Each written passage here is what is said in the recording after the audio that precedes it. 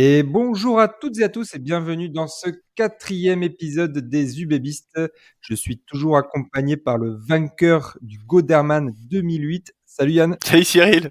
ravi de te retrouver pour cet épisode. Au programme aujourd'hui, retour sur le bonus défensif arraché en Auvergne avant de regarder l'état du classement avant cette trêve internationale qui arrive en novembre. Il n'y aura pas de match ce week-end, donc nous passerons directement aux actualités du club avant de vous présenter un jeune joueur du cru. Mais tout de suite, place au match. Quand tu gagnes, tu perds, bon évidemment il vaut mieux gagner les matchs. Mais qu'à la fin du match, putain, on a passé un bon moment quoi.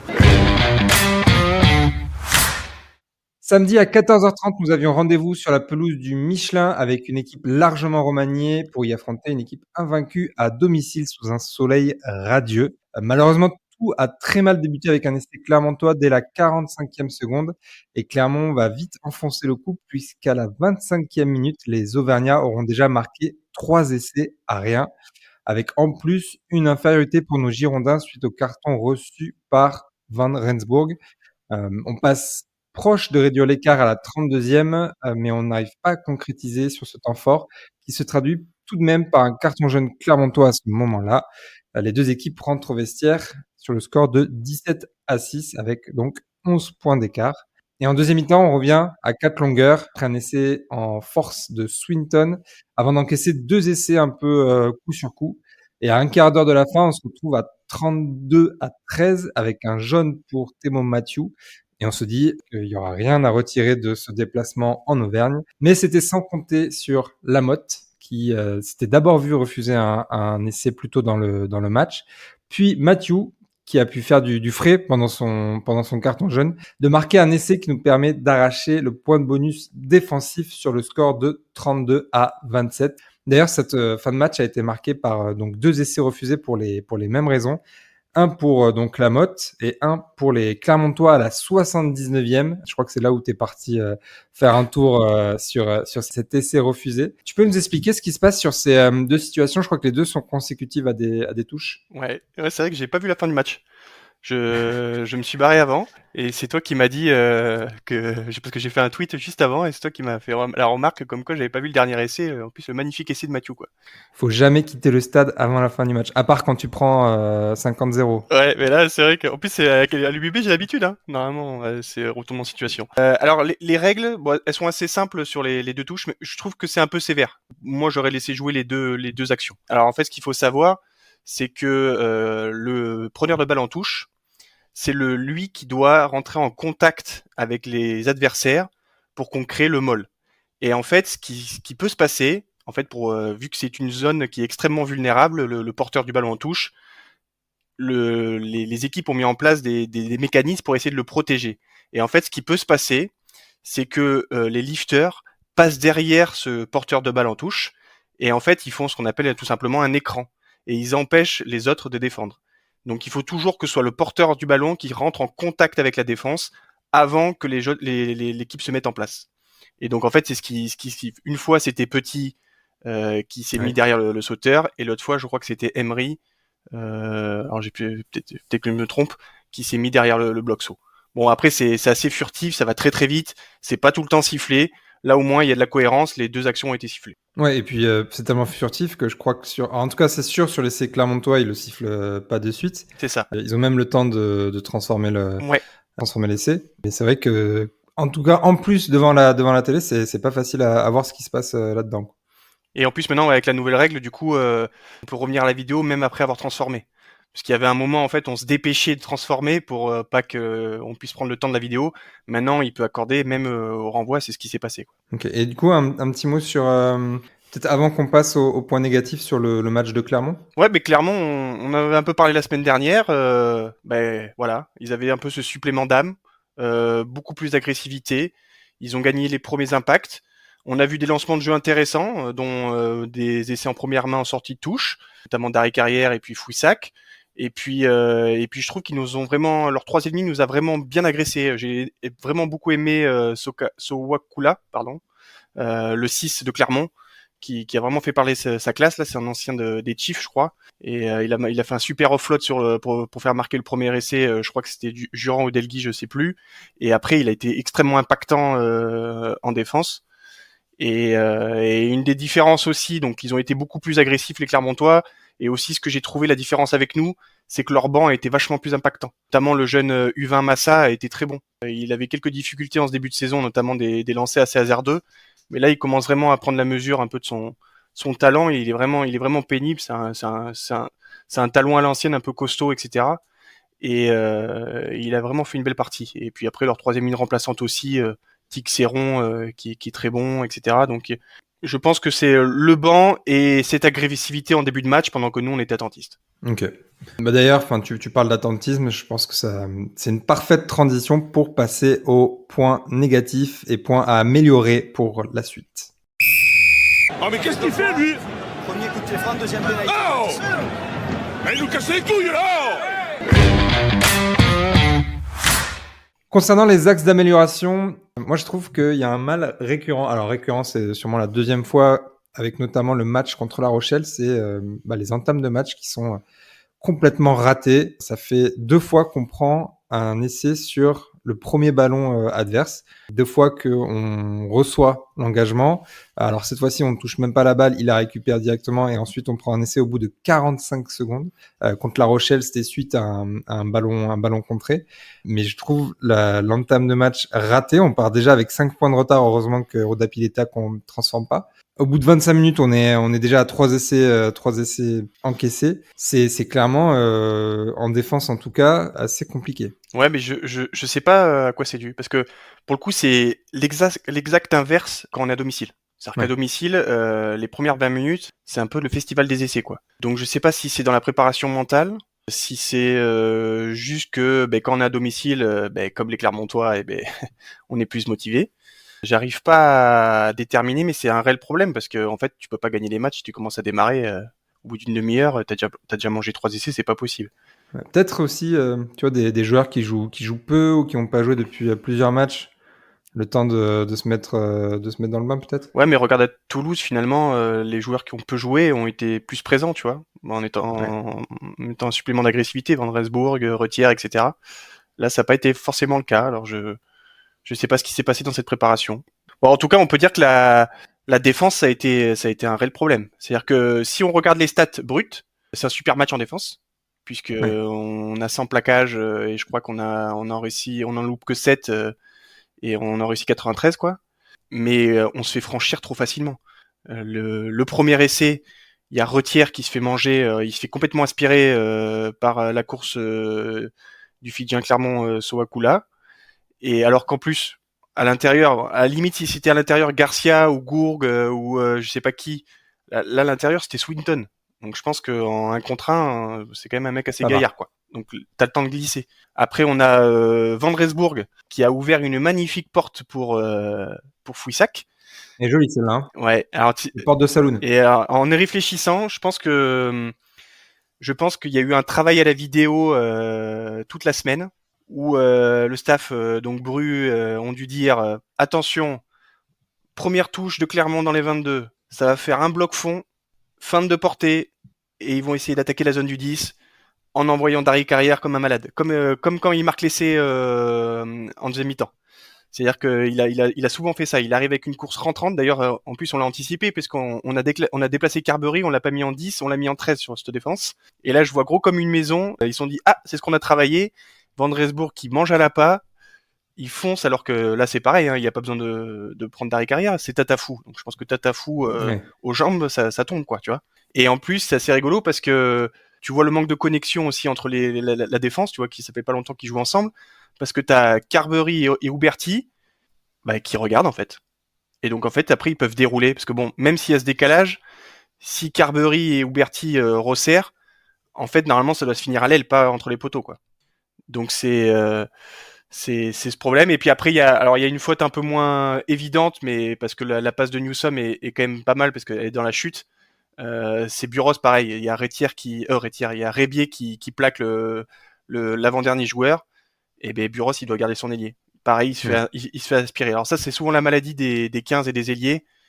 Ils sont souvent aspirés par le ballon. Donc au lieu de glisser, ils resserrent sur l'avant-dernier. Et le problème, c'est qu'après, t'as le décalage qui se crée tout seul. Ouais, après, ça a été aussi très bien joué. Hein. Non, c'est très bien joué, ouais. Celui de Bureau, c'est celui-là où vraiment, bon, ben c'est 50-50 quoi. Là, ce qu'a fait Newsom, c'était parfait. Par contre, Van Dreesburg et Retière, on s'élimine trop facilement.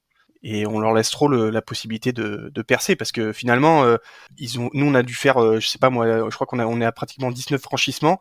Eux, ils en ont fait à peine 7, mais sauf que eux, ils sont hyper efficaces quoi.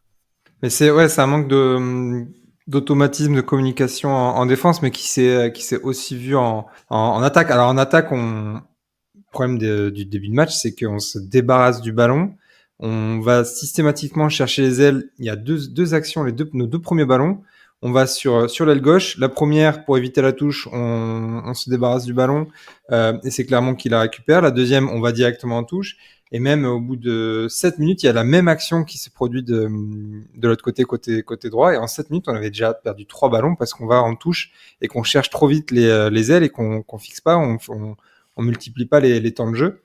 Et tu comprends pas trop pourquoi, parce que tu le dis, notre pack est puissant, a bien répondu, mais on l'a pas utilisé. Ben ouais, c'est vraiment le manque de communication qu'on a vu en défense. Et puis en attaque, c'était pareil. C'est-à-dire que soit on a touché la zone 3 trop rapidement sans fixer, ou soit on a été dans la fixation, enfin trop quoi. On envoyait péter parfois Van Rensburg et puis après derrière il y avait rien quoi. Donc on n'a pas su trouver le bon tempo entre aller fixer ce milieu de terrain et écarter rapidement. On l'a trouvé à la 79e où on a fait une belle action. Ouais, c'est ça. C'est là où, le 79e, c'est là où on multiplie un peu les temps de jeu, qu'on prend le temps. C'est ça. Et mine de rien, on rattrape quasiment 80 mètres sur cette action, quoi. Exactement. Et donc ça, c'est plutôt pour la première mi-temps. Sur la deuxième mi-temps, je sais que toi, t'as pas trop aimé l'apport du banc. Ouais, je pense que c'est ça qui a basculé avec Clermont. C'est que l'apport de notre banc a été un peu catastrophique. Il y a Gazotti que je mettrais un peu à part, qui je trouve c'est encore démené parce que c'est un gros combattant. Mais après, on a eu un peu un peu des boulets, quoi. Petit, je sais pas je pense que c'est la pire rentrée qu'il fait sous nos couleurs, quoi. Il a fait toutes les bêtises possibles. Déjà, il fait 2 annonces ultra cata. Une, il se fait prendre parce qu'il essaye de faire parce qu'il y avait que le bloc 1 qui sautait côté Clermont, donc il essaye de sauter juste derrière. Bon, ça passe pas une fois, on a de la chance, en plus ils font en avant, donc on récupère. Et après, je crois qu'il le refait 1 ou 2 fois ça. Mais exactement le même lancement de jeu. Donc là, c'est là où on voit aussi l'importance des capitaines de touche, parce que là, Gray était sorti, c'est devenu un peu le bordel. Et Petit, il m'a fait 2 annonces un peu nazes. Et ensuite, pour se rattraper, il a quand même fait des pénalités. Même Douglas. Petit coup de boule. Ouais, Douglas, il osait pas, tu vois. C'était incroyable. On a de la chance, hein, parce que pour moi, c'est un mauvais geste. Mais tu sais pas trop ce qu'il fait. Hein. Il va juste mettre la tête et puis il repart. Tu vois, genre, pour moi, même si on voit pas la zone d'impact, si on avait vu la zone d'impact, pour moi c'était rouge. Si on n'avait pas vu la zone d'impact, c'est jaune, quoi. Parce que c'est juste gratuit. Parce que il va pas arrêter le molle et il a juste mis. Je crois qu'il se fait pénaliser juste avant et que c'est un peu aussi un geste d'humeur, quoi. Enfin, je vois pas d'autres explications. Ah ouais. En plus, c'est pas forcément le mec le plus agressif au monde, quoi. Je sais pas ce qui lui est passé par la tête. Et puis après, un ruck plus tard aussi où il se jette et il touche le relayeur. Enfin bon, il fait n'importe quoi. Et je crois qu'il a pris 3 pénalités. Je crois que sur les 9 pénalités, il en a pris 3 alors qu'il est rentré un quart d'heure quand même. Tu vois, ou 20 minutes. C'est pas mal. Un tiers, c'est pas mal quand même. Ouais. Et il y en a un qui a pas eu le temps de prendre 3 pénalités et on en a parlé la semaine dernière. C'est Taufa. Taufa, encore une fois, il a joué 14 minutes. C'est-à-dire que Sadi a joué 66 minutes. Je sais pas comment il est fait. En tout cas, si avec les absences de Falatea et Tamifuna, il faut repartir sur du Sadi et Taufa, il va falloir qu'il décoine un peu Sadi parce qu'il va falloir qu'il puisse enchaîner 60-70 minutes, quoi. Ouais, ben on se demandait la semaine dernière pourquoi il était sorti, est-ce que c'était une blessure, etc. Et en fait, non. Je pense que le staff estime qu'il n'a pas plus de 1 quart d'heure dans les pattes. Ce qui est problématique quand même pour un pilier droit. Ouais, et pour un pro. Ouais. Non mais c'est pas possible, et je pense que c'est que ça. Parce qu'après, bon, son entrée est relativement neutre, mais il fait rien de mal et rien de bien. Je suis pas sûr qu'il se fasse pénaliser en mêlée, après il a pris un ballon en contact, enfin bon. Puis ça dit, c'est pas Big Ben, quoi. Donc c'est-à-dire que c'est pas un mec qui peut... Enfin, il se déplace pas. Donc tu peux pas le garder infiniment, quoi. Ouais, bon, après là, ça s'est pas trop vu. Ça dit à la 50e, on n'a pas remarqué plus que ça. Mais bon, l'avantage, c'est que encore une fois, il a fait une partie à 0 mètres, donc parcouru. Du coup, ça va, quoi. Il a assuré les bases. Il a été costaud en mêlée. il a pas été pénalisé. Moi, ça me va, hein, tant qu'il se fait pas pénaliser. Ouais, en tu veux mêlée. dire que s'il commence à pas courir des mètres, il va se cramer? Ah, je pense, ouais. Ouais. Ouais, c'est pas un Lamotte, quoi. Non, c'est pas Lamotte, c'est pas un Big Ouais, il Ben. nous a pas fait de. Lamotte, il nous a fait un joli coup de pied. Ouais, c'est vrai. Bon, alors qui est un peu gâché par la faute Pas d'Huberty. encore une faute bête, Mais, ouais. Effectivement. Mais d'ailleurs, joli. la discipline, c'est pareil. C'est-à-dire que tu regardes les statistiques, on a 9 pénalités, tu dis, bah ouais, c'est super. On a fait un match où les 10 pénalités, mais un, tu fais des fautes bêtes, deux, tu prends des cartons. Enfin, je sais plus combien on a pris de cartons. Bah, tu prends 3 cartons. Donc Van Rensburg en première, Matthew à la 65e, Ah oui. là, quand il se met 10 minutes au frais pour ensuite cavaler 60 mètres. Et Matteo Garcia sur hors-jeu, Ah oui, ouais. à la 78e, quelque chose comme C'est ça, ça. ouais, il y a eu deux fautes cyniques, Mathieu et Garcia, et après ce plaquage non maîtrisé de Van Rensburg, qui a fait aussi pas mal.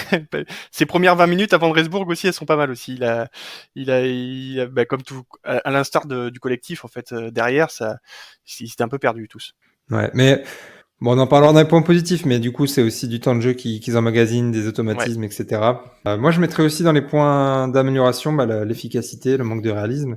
Alors, en première mi-temps, on a Gazzotti qui est sur la ligne d'en but suite à il part au ras de la mêlée. Bon, alors, plaquage haut, du coup, c'est aussi pour ça qu'il peut pas aplatir, mais il fait Ouais. un en avant dans l'en-but. On a un essai du coup refusé de Lamotte, on en parlait à l'écran, et un essai non aplati. Ça, je me suis pas noté qui c'était. Je sais pas, c'est même Euh, pas. c'est la motte? Non, c'est la motte Mais je crois que c'est Lamotte, qui oui. coffrait dans Donc, qui coffrait dans le ouais. but. Et après, ça Donc, fait, tu vois, on a trois situations vraiment de marquer où on devrait marquer. Et en fait, à chaque fois, ça se solde par 0 point. Là où Clermont a été beaucoup plus Ouais, réaliste. ils Ouais. ont été vraiment plus efficients. Nous, proche de la ligne, et puis en plus, on a cravaché, c'est-à-dire que avant l'essai de Gazzotti refusé, enfin sur la pénalité pour le plaquage haut, on enchaîne 2 fois à la main, on enchaîne 2 mêlées, on enchaîne des Les mêlées, ouais. portées Et au final, on perd la balle sur une mêlée. sur une mêlée. Mais tu vois, et puis pareil, Lamotte, avant qu'il marque son essai, pareil, on a joué plusieurs fois la main. On a été, voilà, on a eu des situations d'essai et on a vraiment. Je pense que le ratio, parce que maintenant il y a des stats comme ça, c'est comme au foot, les expected goals. Je pense qu'il doit avoir ça maintenant au rugby. Et je pense que Ouais, là, on doit sûrement. avoir, on doit être assez naze sur ce match parce que. Et tu vois, je disais qu'on allait trop vite chercher les ailes en début de match, mais tu vois, au niveau des 40 mètres ou quelque chose comme ça. Mais là, du coup, sur ces zones-là, on l'a assez peu fait, du coup. Alors, parce qu'évidemment, on n'a pas des Penaud ou des Louis qui peuvent bien conclure sur les ailes, mais du coup, on allait plutôt chercher en frontal. Ouais, est-ce qu'il y a une scission avec les gros? C'est en disant on leur laisse pas la ballon, est-ce qu'ils font n'importe quoi avec? Ah, c'est possible, hein. Mais bon. En tout cas, c'est un match où il y a pas mal d'enseignements à tirer, notamment pour les joueurs qui ont peu joué jusqu'ici, mais qui ont aussi pu montrer de belles choses. Et on va en parler tout de suite dans les points positifs.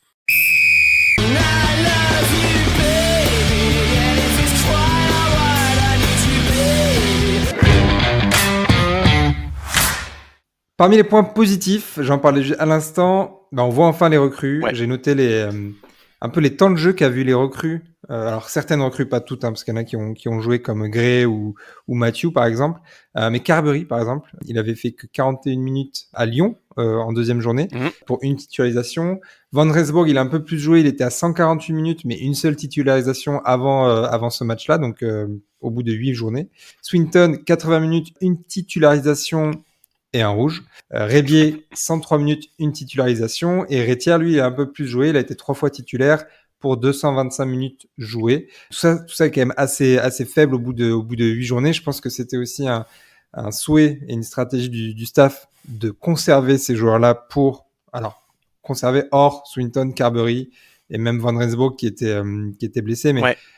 ça reste dans l'optique des doublons, de la Champions Cup qui arrive, enfin voilà, de les garder pour les moments où on va en avoir besoin. Ouais. Mais après, je pense quand même qu'ils avaient, comme tu dis, hein, je pense qu'ils avaient quand même sans les blessures, je pense qu'ils avaient l'objectif de les intégrer pour qu'ils maîtrisent parfaitement les systèmes. Parce que là, en fait, finalement, on a commencé avec 9, 10, 12, 13, 14 et 11 et même 15 qui avaient jamais joué ensemble, je pense. Je pense qu'ils ont jamais tous été alignés. Il y a peut-être non, même pas Retiré Bureau, je suis même pas sûr qu'ils étaient alignés ensemble.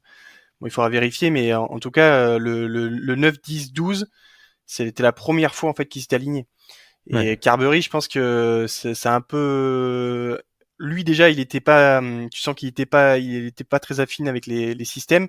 Et en plus, les autres, comment dirais-je, il ne maîtrise pas encore le Carberry, parce que Carberry, c'est un joueur, mine de rien, parce que même s'il a l'air assez lent, c'est un joueur qui porte énormément le ballon, qui attaque la ligne, et en fait, il faut qu'on arrive à proposer des solutions tout autour de lui, pour qu'il lui ait plusieurs entrées pour choisir, et ensuite, c'est lui qui décide au dernier moment. Et ça, je trouve que on ne l'a pas assez vu. Il y a une des dernières actions où il se prend une cartouche, mais en fait, c'est parce qu'il attend qu'il y a quelqu'un qui arrive à hauteur, et personne n'est arrivé. Et ça aussi, c'était un problème, c'est que je trouve que nos deux ailiers, à l'inverse de Louis et de Penaud, ça dézone très très peu. On les a pas vus. J'ai pas l'impression qu'on les a trop vus. Ouais, j'ai juste le souvenir de Rébier qui met un cul. Mais c'est sinon, ça, mais il dézone. Rébier, c'est encore pire que Retière, il dézone jamais. Il va jamais chercher le ballon à l'opposé de son aile. Et ça, bon, alors après, ça s'apprend. Hein. Dans nos systèmes, c'est exactement ça en fait. Tous nos ailiers doivent pouvoir dézoner. Penaud, il est jamais sur son aile. Alors lui, c'est une exception, mais après, il est là, il est un peu partout sur le terrain. T'as c'est l'impression ça. qu'il se balade. Il est jamais sur son aile. Il va attaquer dans la zone du 10, voilà. Et ça, il faut vraiment qu'ils arrivent à le faire parce que c'est hyper important pour faire des décalages. C'est la première fois qu'ils jouent ensemble et on a vu des manques de communication en défense où ils n'étaient pas connectés. Et pareil en attaque, c'était assez criant. Il y a eu du mieux sur la dernière action, mais c'est un peu maigre pour pouvoir arracher un résultat face à une belle équipe de l'ASM, quoi. Ouais. Mais bon, là, on est dans la partie positive. Le positif, c'est qu'ils prennent des minutes. C'est ça. Ils prennent des minutes. Ça va venir. Mine de rien, le résultat est quand même plutôt positif puisqu'on arrache un bonus défensif. Ouais. À Clermont, alors évidemment, nous, on aimerait gagner tous les matchs, mais il faut aussi voir le verre à moitié plein. Bonus défensif avec une équipe très largement remaniée pendant un faux doublon.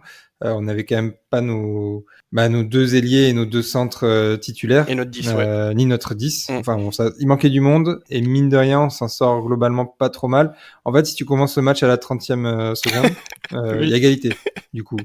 Mais voilà. Et toi, du coup, parmi ces recrues, ceux qu'on a un peu moins vus, tu mettrais qui en avant?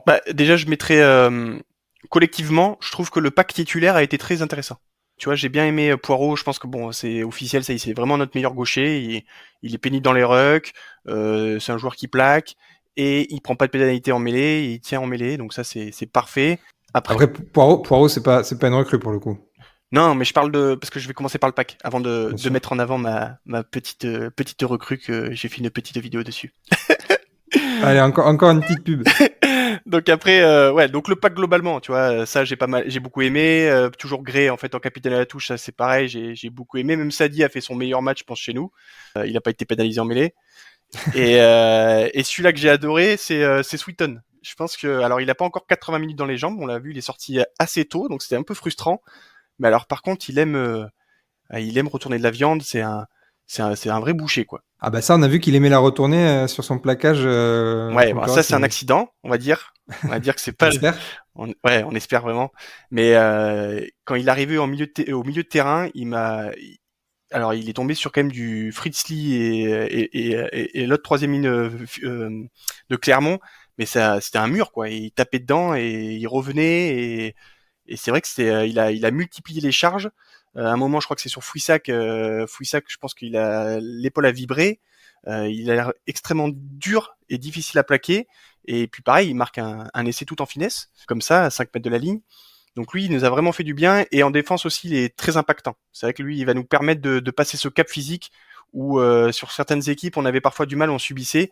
Voilà, j'étais un peu frustré qu'il sorte tôt, mais je pense que c'est clairement parce qu'il a pas le cardio encore. Mais lui, il va vraiment nous faire du bien. On a perdu PVT, lui, on le récupère. Lui, va vraiment nous soulager. C'est vraiment une grosse machine, quoi. Ouais, et tu parlais aussi juste avant du pack avec ça qui fait une super première mi-temps.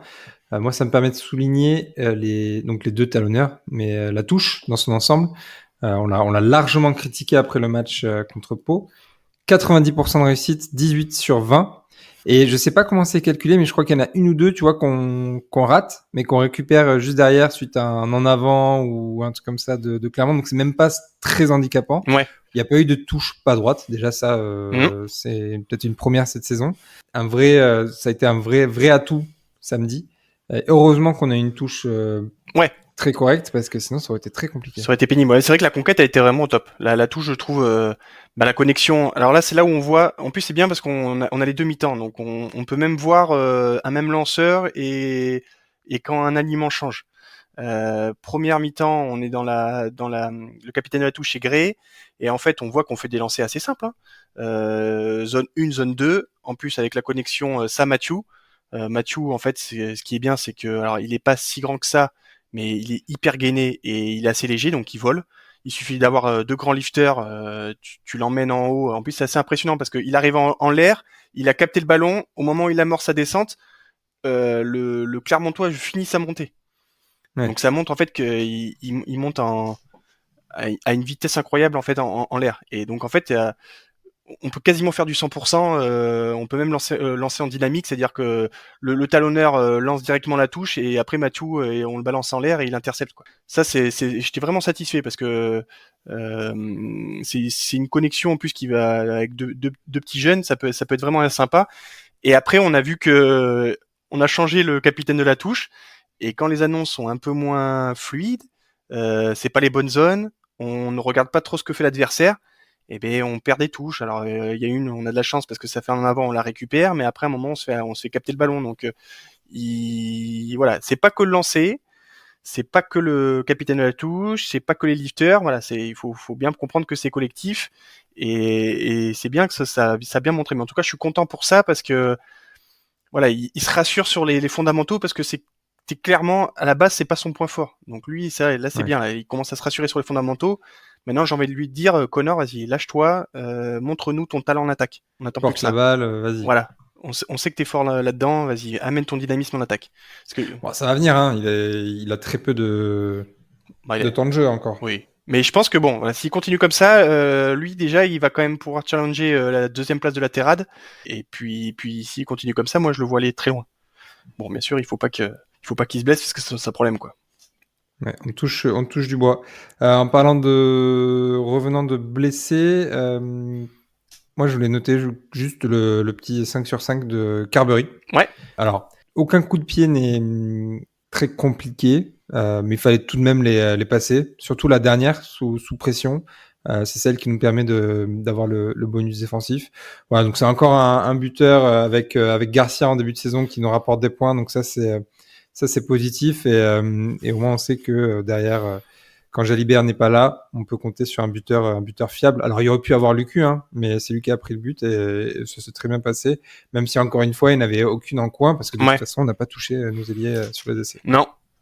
Et puis c'est toujours important d'avoir un bon buteur et je pense que ça fait partie des meilleurs buteurs. Hein, je pense que c'est quasiment avec Garcia le plus régulier. Je pense que il doit tourner plus de 85% alors que Jalibert lui doit être à 85. Il y a que Garcia qui a 90. Le cul il est un peu moins précis je trouve. Moi je mettrais en avant aussi derrière. Alors même s'il a eu 25 minutes très compliquées jusqu'à son carton jaune, c'est Van Rensburg. Donc il a fait 2 grosses boulettes avec ce plaquage non maîtrisé où il fait un tête contre tête où en plus il n'y a pas lieu d'être parce qu'il y a Sweeton qui plaque.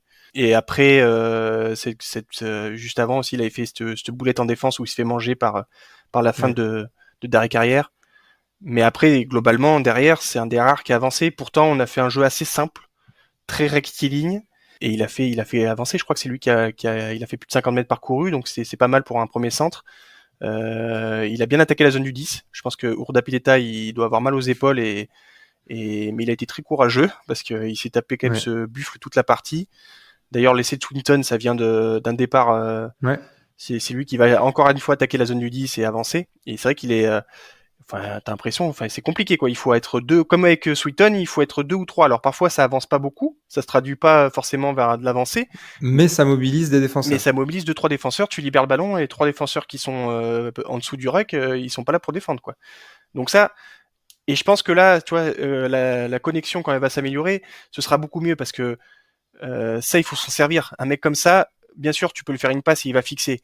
Mais alors après, tu as des feintes. Là, toutes les défenses vont se resserrer automatiquement parce qu'ils vont vouloir le plaquer et protéger le 10. Et là, après, tu as des coups à faire en zone 3, enfin en partant sur l'aile, etc. Surtout qu'on avait vu contre Pau sur notre troisième essai que il peut sentir le jeu, qu'il a du ballon et clairement, il fait pas que Ah non, aller Bah, s'encastrer dans les défenses. Le dernier essai, c'est parfait. Hein. Il récupère la balle de Buros, il fixe, il donne à Mathieu. Il a fixé le dernier défenseur. Ouais. Après, Oui, c'est lui qui fait la passe D, ouais. Donc après Bézi, lui, il attend avant de glisser sur l'ailier parce que Van Resbourg garde la balle et il la lâche au bon moment, bon timing. Et après, après c'est les pattes de Mathieu. Lui, c'est pareil, il est incroyable. Hein. C'est vraiment une des révélations de ce début de saison. Hein. Je pense que pour tout le monde dans le championnat. Hein. C'est-à-dire qu'il a quelques matchs, ses débuts en top 14 et il éblouit un peu tout le monde. Je crois qu'il est déjà à 4 essais. Ouais, il était clairement cité, alors par certains, dans des possibles appelés dans les 42. Ouais, Ça n'a pas été le cas, c'est encore un peu tôt. Mais, moi, c'était ma surprise. Je voulais que ce soit ma surprise. Bon. Oui, c'est vrai que toi, tu l'avais en surprise. Ouais. Mais bon, ça va arriver. Hein. Bon, il a le temps, mais par contre, oui, clairement, top recrue, Mathieu Gray, incroyable. Je te propose qu'on fasse un petit point sur le classement après cette 9e journée et du coup avant la trêve. Donc on va en classement qui va rester figé pendant 3 semaines. Ah ouais. Tu finis 7e, 8e, 9e, 10e tous les ans. Tous les ans. Et oui, 3 semaines sans top 14. En tout cas, Bordeaux restera au chaud à la 2e place avec 29 points suite à ce bonus défensif glané en Auvergne. Toulouse est également reparti de Pyrénées-Atlantiques avec un point de bonus défensif à Jean Daugé.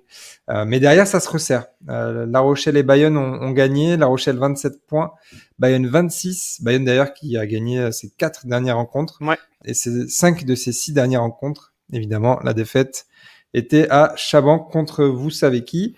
Et au classement britannique, Bordeaux est toujours 2e avec 9 points, Toulouse 14 points. Il n'y a pas eu trop de changements là-dessus. La Rochelle 7 points, Toulon 7 points. Je pense que ce sera un peu plus révélateur quand on aura tous joué le même nombre de matchs à domicile extérieur. Nous, il nous manque encore un match à l'extérieur qui sera du coup à Vannes le samedi 23 novembre. Donc après 2 week-ends sans top 14, pendant le week-end du match contre l'Argentine. Donc on ne sait pas bien quels seront nos joueurs appelés. Est-ce que ce sera les recrues stars? Est-ce que d'autres joueurs auront du temps de jeu en équipe de France et il y aura une rotation? C'est encore très compliqué à dire. Peut-être qu'il y aura des blessés également. Donc, il y en a tout le temps. Trop tôt pour faire une preview. On fera une preview de ce match-là, je pense, la semaine du match. Ouais. Comme ça, on aura un peu plus d'infos et de visibilité. Donc par contre, ce qu'on sait déjà, c'est que une victoire en Bretagne viendrait vraiment confirmer ce début de saison. Ça nous ferait une 2e victoire à l'extérieur. Je pense qu'elle est importante à prendre aussi chez le promu. On ne serait pas les seuls à aller gagner là-bas. Et par contre, important pour, si tu vises le top 2, de gagner chez le promu.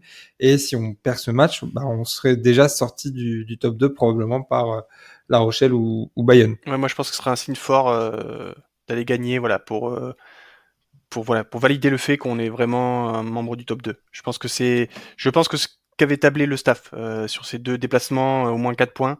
Donc on a eu 1 point à Clermont, il faut 3 points. Donc bon, en fait, c'est une victoire, quoi. Ouais, sachant que le week-end suivant, on reçoit le MHR et qu'ensuite on a 2 journées de Champions Cup d'affilée. Donc tout va s'enchaîner très vite et après on retrouvera le top 14 que je crois vers le 21 décembre. Donc c'est important de se mettre au chaud, à l'abri pour le mois de décembre. Ouais. Je te propose maintenant qu'on passe aux actualités du club. On va tout casser là, c'est la décennie vague là. On va faire rêver. Si on pète pas le boulard, ça va aller. Première actualité, et c'est tombé la semaine dernière pendant la revue effectif de Sud-Ouest. Sipili Falatea, blessé 8 à 12 semaines, 2 à 3 mois. Ouais. Très problématique, sachant que Tamifuna n'a pas encore joué, va être appelé par les Tonga, que Taufa visiblement n'a qu'un quart d'heure dans les jambes par match et que Sadier peut pas jouer 65 minutes tous les matchs. C'est d'autant plus problématique que le pauvre Sipili, il a aussi été blessé quasiment toute la saison la saison dernière. Bon, coup dur pour, ouais, là c'est vraiment notre mêlée. Ouais, c'est un gros coup dur. Alors déjà, il faut peut-être qu'on revienne sur sa blessure quand même, parce qu'il était sorti parce qu'il avait une douleur au genou. Et donc alors les kinés faisaient un peu les médecins faisaient un peu la manipulation, etc. Mais le faire re-rentrer alors qu'il avait une douleur au genou, on est quand même pas passé loin de la catastrophe. Parce que si vraiment il en a pour 2 ou 3 mois, la mêlée serait pu, en plus c'est le même genou visiblement, serait pu céder quoi. Donc je trouve que le staff et notamment le staff médical ont pris un énorme risque, sachant que Tofa n'était pas blessé. Ça aurait pu être une très grosse boulette. Donc là, on le perd 2-3 mois, donc effectivement, ça va nous poser un problème parce que Big Ben n'est toujours pas revenu et visiblement, on tourne qu'avec Sadi et puis après un quart d'heure de notre ami Tofa, mais c'est voilà, il faut que le staff médical là, je pense qu'il y a un petit tir quand même, parce que l'année dernière c'était pareil, on avait fait reprendre assez tôt Jalibert et on l'a traîné toute la fin de saison. Je pense qu'il faut faire attention. Ouais. Des joueurs clés comme ça, il faut pas trop jouer, quoi. Surtout quand ils reviennent de blessure. Ouais. Bon, en tout cas, pas de Sipili avant, probablement février-mars, quelque chose comme ça. Ouais. Bon, à voir. Mais en tout cas, ça pose aussi la question de nos amis tongiens. Tu vois, Tamifuna, il a toujours pas joué. Coleman, il a toujours pas joué. Mais par contre, les deux, on les aura pas avant le match de Montpellier, théoriquement, vu que les Tongiens jouent Roumanie, États-Unis et Géorgie. Géorgie, ce sera le week-end de notre déplacement à Vannes. Alors, je sais pas exactement comment ça va se passer avec leur équipe nationale, s'ils vont jouer tous les matchs, s'ils seront rendus au club, etc. Mais en tout cas, a priori, ils sont avec leur sélection. Et Coleman, je sais pas s'il est blessé ou pas parce il joue pas avec nous. Tamifuna, c'est acté que c'est du repos. Ouais. Mais Coleman, lui, il aurait dû jouer, il joue pas parce qu'il est blessé, mais du coup, il va jouer avec les Tonga. Enfin, c'est difficilement compréhensible. Ouais, c'est lisible, surtout qu'en plus Coleman n'a même pas fait le Pacific Nation en septembre. En fait, il y avait que Big Ben qui l'avait fait, et donc après, Big Ben, on savait qu'on allait le retrouver que pour début décembre. C'était un peu prévu, et c'était acté avec tout le monde. Bon, après, il a tellement donné pour le club, et l'année dernière, il a fait quand même... Ça a dû faire partie peut-être aussi des négos sur sa prolongation jusqu'en 2027. Parce qu'il a quand même fait l'année dernière, il a fait une saison, je crois, de 15 mois, quoi. Ah oui, non, c'est abusé, c'est plus...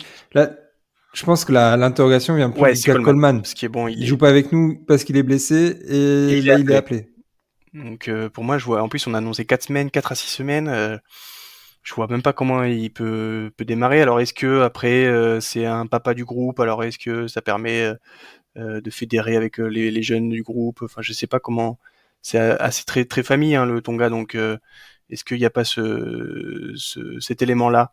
En tout cas, j'espère qu'on va le récupérer plus tôt possible parce qu'il...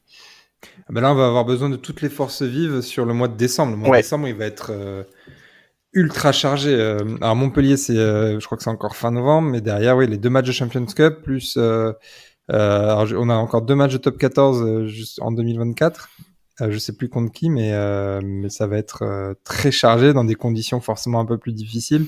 Là, ça va commencer à couler si on récupère pas tous nos joueurs. Et Gray, il va pas pouvoir faire 40 matchs, quoi. Et non. Même s'il va faire du frais là pendant 2-3 semaines. Ça va faire du bien. Pendant 2 week-ends. Ça va faire du bien, ouais. Et faut qu'on récupère Coleman, même si Beauchaton aussi peut dépanner en 4. Ouais. D'ailleurs, Beauchaton qui retourne avec les Bleus, il avait été il était indisponible. Ouais. La semaine dernière à cause d'une douleur au dos, il n'avait pas fait le déplacement à Marcoussis. Mais là, il y retourne, donc bonne nouvelle pour lui. Par contre, c'est Maxime Lamotte qui fait un peu le parcours inverse. Lui, il reste à Bordeaux parce que visiblement, il est passé 4e dans la hiérarchie des talonneurs derrière Gaëtan Barlow. Ou alors, j'ai vu qu'il s'était fait quand même malonner sur son essai, sur l'essai refusé. Oui, c'est vrai, oui. Il avait laissé, mais même sur l'interview de Canal en fin de match, je me demande si c'est pas juste péter le nez aussi. Hein. Ah, c'est possible. Parce qu'il avait un peu de travers.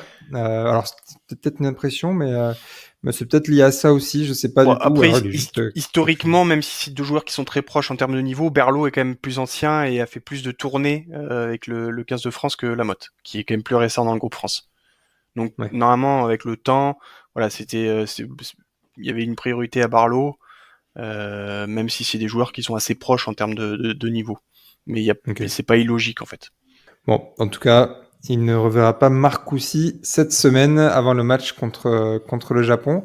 Autre nouvelle qui est tombée aussi, tu le mentionnais, qu'on qu'on allait le perdre. Enfin, on l'a perdu du coup pour 3 semaines.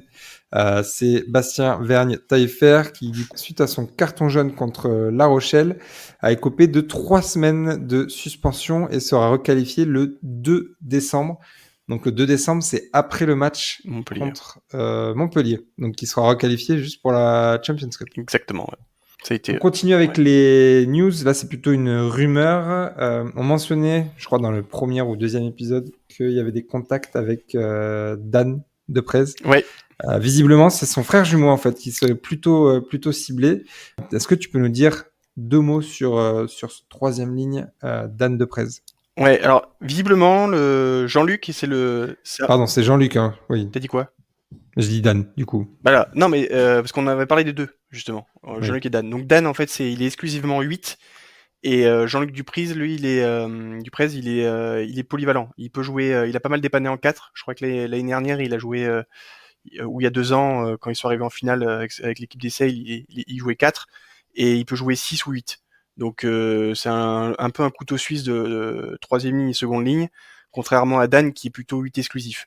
Alors après, en style de joueur, on est complètement différent.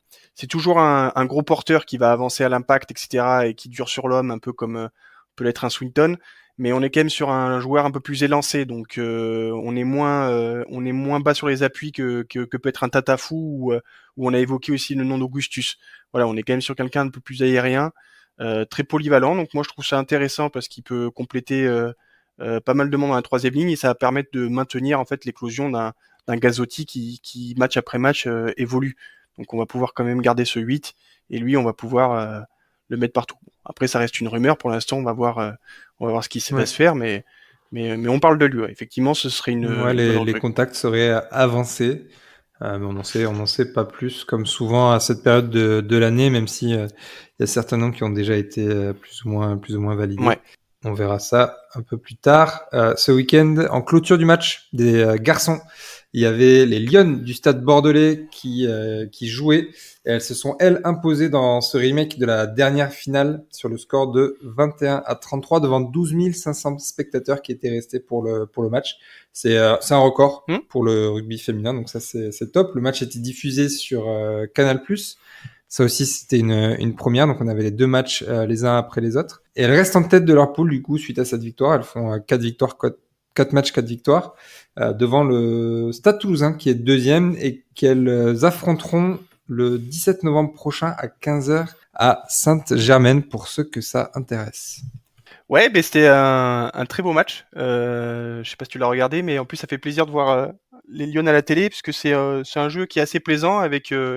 Et ce qui est assez intéressant, c'est que c'est une équipe qui gagne pas mal parce qu'ils ont un 5 de devant qui marche sur tout le monde, quoi.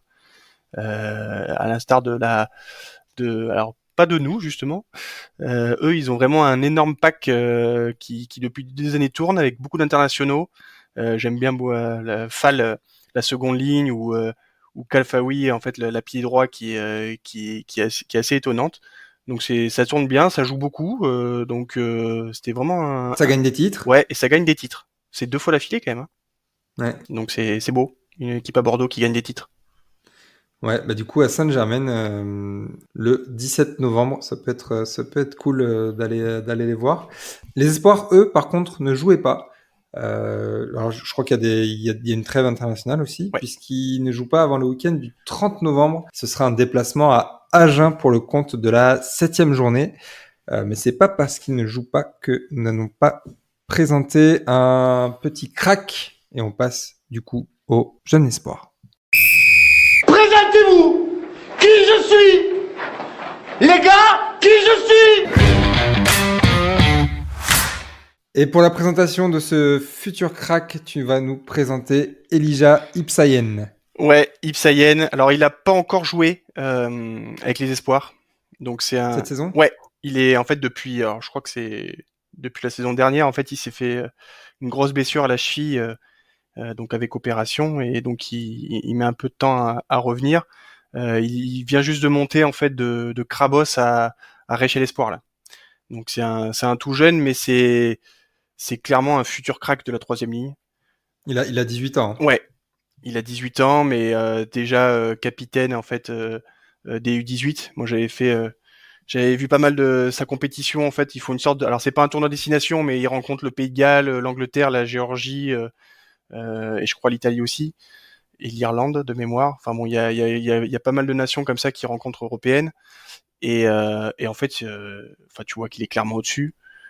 C'est un 8 ultra complet. Donc il fait les mensurations, il fait 1m88 et il fait à peu près 100 kilos. Et en fait, il a tout, c'est-à-dire que c'est un joueur qui a énormément de mains, c'est-à-dire qu'il arrive à faire des passes après contact assez facilement, il sait faire des sautés, c'est un joueur qui peut gratter des ballons, qui met beaucoup de percussions, c'est un gros porteur. Et après, alors moi j'avais discuté avec l'actuel entraîneur des espoirs des arrières, Richard Darambide, et il m'a dit en fait il a tout quoi. C'est-à-dire que tu vois, c'est un peu le gendre idéal. En plus il a du bulbe, il sait parler aux arbitres. Et ça, c'est la première chose qu'il m'a dit. Il sait mettre les arbitres dans sa poche. Donc c'est le mec qui sait. Utile. Ouais, en fait c'est-à-dire qu'il arrive à tout gérer dans les tempos, etc. C'est-à-dire qu'il arrive à calmer les mecs. Il sait quand il faut accélérer, il prend les bonnes décisions. C'est un vrai leader. Donc je pense que lui, on va rapidement l'entendre parler. Je pense qu'il va. Alors, il faut qu'il revienne de blessure. Hein. Je pense qu'il va être un peu juste pour le. Ce que j'allais dire, tu t'en sais un peu plus sur ça. C'est toujours des infos qui sont compliquées à avoir, Ouais, alors encore plus avec les espoirs. Mais tu sais à peu près quand est-ce qu'il peut revenir? Aucune idée. Donc je pense qu'il va être un peu juste pour le tournoi destination U20, parce que je pense que s'il avait été en forme, il aurait été sélectionné, au moins dans un groupe élargi. Donc il faudra peut-être qu'il montrera sa tête à la télé en juin quand il y aura les U20 développement. Parce qu'il y a toujours en fait entre les U20 qui font la Coupe du Monde et les tournois destination, après tu as un U20 de développement, c'est les gamins qui ont un peu 19 ans, etc. Ouais. Et ça peut être un gros tremplin parce que Jalibert était passé par les U20 développement avant d'être sélectionné avec les U20. Desporter a été passé par ces U20 développement avant d'être sélectionné en U20. Donc en fait, il peut faire la passerelle même s'il n'a pas fait le tournoi de destination. Et c'est possible que ça fasse ça parce qu'il est clairement au-dessus. Clairement au-dessus de tout le monde. Voilà, le seul truc, c'est qu'il faut qu'on arrive, que le staff des espoirs et l'encadrement équipe de France, etc., arrive à le préserver. Parce que en fait, c'est parce qu'il a trop joué qu'il s'est pété, tout simplement. Ok. Donc il faut qu'on. Trop joué la saison dernière. Ouais. Alors que bon, il avait 17 ans quoi. Donc je pense qu'il faut qu'on calme avec lui et qu'il joue moins. Et lui, il est arrivé quand? Il est arrivé très quand tôt, au club? Parce qu'il a été formé, enfin il est de Libourne à la base, donc ça reste un Girondin, et il est arrivé en minime, je crois, au CABBG. Okay. Donc tu vois, c'était tout petit quoi, c'est 13-14 ans.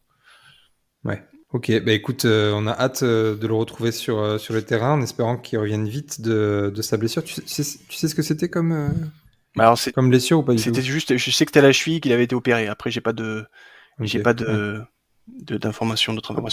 Bon, en tout cas, on a hâte de retrouver Elijah sur le terrain et on espère avoir vite de ces vidéos, de ses meilleures actions. C'est tout pour cet épisode.